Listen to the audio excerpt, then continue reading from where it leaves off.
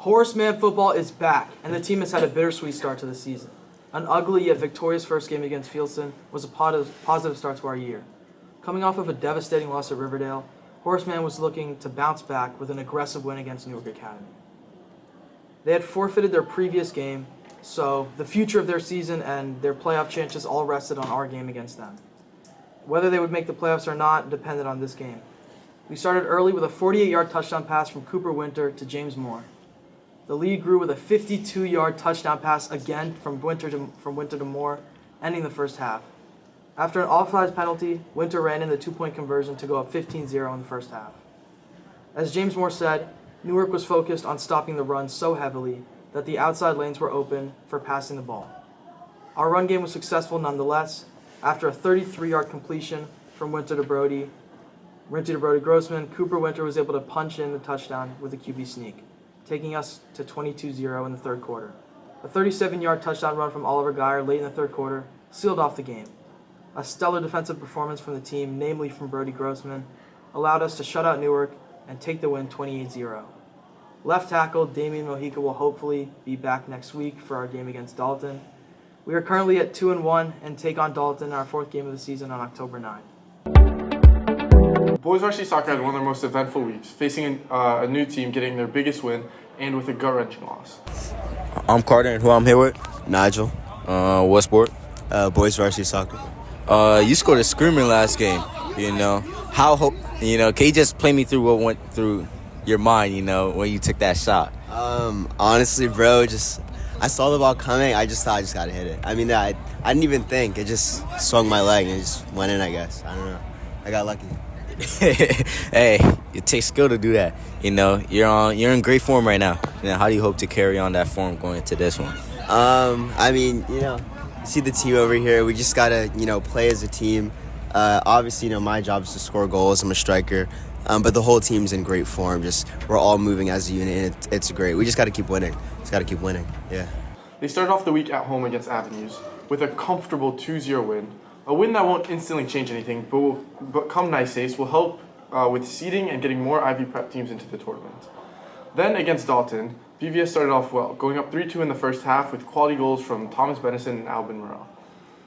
Then in the second half, things ramped up and BVS won 6-2, a huge result for them.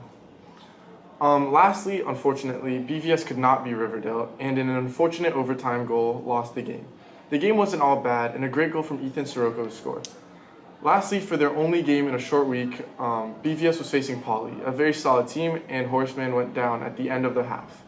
Luckily, Thomas and Nigel were able to connect to tie the game up, and unfortunately, there was not a win in store for BVS. But we still have games to play, and we hope to make a push for Nice Ace and for a league title. On Monday and Wednesday, the girls started off the week with two tough losses against Marymount and Dalton. However, after some motivation from seniors and team captains, the girls were able to keep their heads in the game. On Saturday, the girls varsity soccer team traveled to our neighbors Riverdale to play at their homecoming. Although it was raining hard, the girls kept their spirits and were able to come out with a 2-0 win. Goals were scored by freshman Lila, and the win was secured with a banger from senior veteran Clara, who has received comparisons with all-time greats like Ronaldo himself. Okay. Names? Molly. Maddie. Okay. Last Saturday, you guys trashed Riverdale's homecoming. Mm-hmm. How you guys are going to use that momentum to get the win for Poly today? Well, Riverdale tied Poly. I think it was 1-1, right? I have no idea. Yeah, they tied Poly, so I feel like we have a lot of confidence going to this game since we were able to beat them 2-0. Mm-hmm. So I feel good about this game, yeah. Yeah, me as well. I think we're, about to be on a winning streak. We're ready to beat Poly. There are a couple players on Poly that we're, really motivated to beat. So, yeah, I think it's going to be a good game. High hopes. Okay, can I get a score prediction from both of you? I think it's going to be 1-0 us. Good. Okay. Mm-hmm. I agree, 1-0 us. Yeah, I think it's good. Yeah. All right, thank you guys. We'll see. The girls are ready to continue the winning momentum and high spirits against a mid-table Poly Prep at home. We knew this game would be tight as Poly had drawn most of their games leading up to this with only one league loss against league leaders Dalton. Their last one was against HM early in the season, so we are hungry for revenge. Maddie had a great opportunity and a great shot, but the keeper made a great save in the first half. We knew this would be tight and one goal was probably all it would take. Unfortunately, it fell to Poly 10 minutes in the game with this ball across the back line to a tap-in. There are very few clear-cut chances between both the teams, as both teams' defenses had stellar games. The Lions fell 1-0. Welcome Lions. Last week in women's volleyball, the team unfortunately lost at Riverdale's homecoming and also fell to Poly. This last weekend, you guys faced Riverdale at their homecoming. How does it feel to play such an electric experience with such a vibrant crowd? It was super fun. It was my first homecoming experience, so like seeing what it was like and like just like the really loud crowd, it was super fun. Okay, so after having your first homecoming, how excited are you for our own homecoming in October? I'm super excited. We're facing Fieldston, who we won against in like the last time we played them. So I think it's gonna be a really good matchup. So I'm excited. Thank you. However, this week, the Lions were able to bounce back. This Monday, HM faced Dwight, and it was a very close game. HM was down 2-0, but were able to make a great comeback thanks to some great passes and good hits. Finally, this Wednesday, the Lions swept Masters 3-0 this Monday. Hopefully, the Lions could continue this continuous streak of wins into the season. Thank you, Lions. Hello Lions, I'm Mahan, and I'll be bringing to you the latest action with our girls tennis team. Let me be the first to tell you our tennis team has been absolutely crushing it this season. First up, we've got a recap of two dominant wins. Both Marymount and Dalton faced off against our powerhouse tennis team, and both teams walked away with the same result, a 5-0 sweep. Hi guys, I'm Carter and I'm here with Dia. What sport do you play? Tennis. Okay, so I have one question for you. What's the You guys have so far had a remarkable start to the season. Undefeated. Yeah. And what do you attribute that to, and how have the coaches helped so far? Right. We attribute it to we're just really good in every single position. Yeah. So when sometimes I lose, the team brings it up, and when I win, I try to bring the team up. So it's just a collective team effort. Yes, tennis is an individual sport, but in this setting, it's a group sport. So we try to keep up the positivity, keep up the energy. And the coaches are amazing because when we're feeling down or we're not playing as well, they give us strategies, they hype us up. And that's why we've been doing so well. We're gonna win the championships. Hopefully some of our players win nice A's, but yeah, we're gonna kill it. Good luck. Our group continues to prove why they're the strongest team in the Ivy League. But let's talk about the real highlight of the week. Against Marymount, Dia had a match for the ages. It was an interesting, hard-fought, intense battle, and everyone was on the edge of their seats. Dia's opponent put a serious fight. The set went all the way to tiebreaker, but Dia pulled through with a 7-6 nail-biting win. It was a battle of endurance with some of the longest rallies we've seen this season. Every point was a grind, but her teammates were behind her the entire time. After that exhausting first set, Dia managed to close it out 6-4 in the second, securing another point for the team. In the end, the team once again came out on top, showing resilience, strength, and amazing teamwork. With performances like these, it's no wonder why they're the team to beat this season. The Lions remain undefeated at the top of the pile of the Ivy League. Now, on to water polo, and we've got a lot to dive into from this action-packed week. Let's get straight to it.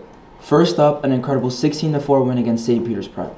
This was a memorable game, not just for the dominant performance, but it marked the first time we saw Dylan in goal. Huge change, but no problem at all, because he made some outstanding saves, but not just in this game, but all week long.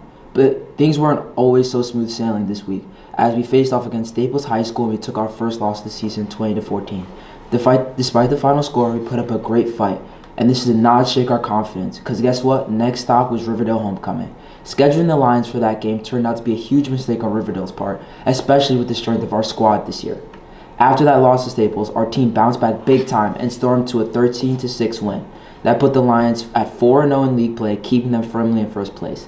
On to the most recent game against St. Benedict's Prep. This one started out tight, but Noah gave us the momentum shift we needed with just seconds left in the first quarter as he scored an incredible goal that fired up the whole team. By halftime, the Lions were leading 13-6. St. Benedict's Prep was not going out without a fight though, as they mounted a huge surge in the fourth quarter, closing the gap to just 3 points. But in the end, our experience and quality showed as we held them off for a 15-12 win. It's been an intense week of highs and lows for the team, but one thing's clear, this squad is built to last and they're showing us why they're at the top of this league. Go Lions! We're covering field hockey now. Not having the best season. They're trying to, really iron things out in the practice field.